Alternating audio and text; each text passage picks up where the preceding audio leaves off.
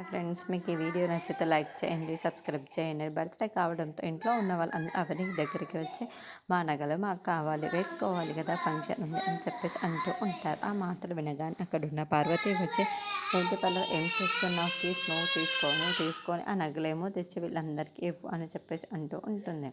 ఆ మాటలు వినగానే అక్కడున్న పల్లవి చాలా సంతోషిస్తూ ఉంటుంది. అక్కయ్య, నాకు అత్తయ్య కీస్ ఇవ్వమని చెప్పింది, నేను అందుకే వెళ్ళి తీసుకొని వస్తాను, ఆ కీస్ ఇవ్వు ఒకసారి అని చెప్పేసి అంటూ ఉంటుంది.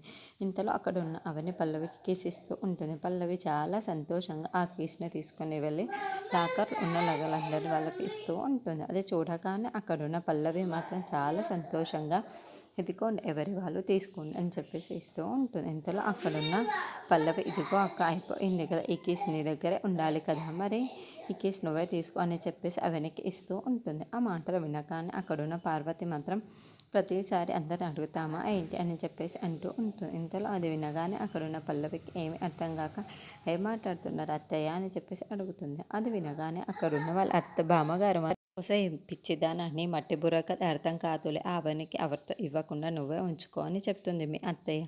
ఆ కీస్ నీ దగ్గరనే ఉంచుకో అని చెప్పేసి అంటుంది. ఆ మాటలకి అక్కడున్న అందరూ ఒక్కసారిగా షాక్ అయిపోతూ ఉంటారు. ఇంతలో అక్కడున్న అవని మాత్రం చాలా బాధపడుతూ ఉంటుంది. అది చూసిన పల్లవి అయితే చాలా సంతోషిస్తూ ఉంటుంది. సరే అత్తయ్య, నా దగ్గర ఉంచుకోమంటారా అని చెప్పేసి అంటూ ఉంటుంది. అవును, నేను చెప్పేది అదే, నీ దగ్గరే పెట్టుకో ఆ కీస్ అని చెప్పేసి ఆ కీస్ని వెనక్కి లాగేసి పల్లవి చేతికి ఇస్తూ ఉంటుంది. అది చూడగానే అక్కడున్న పల్లవి అయితే చాలా సంతోషిస్తూ ఉంటుంది.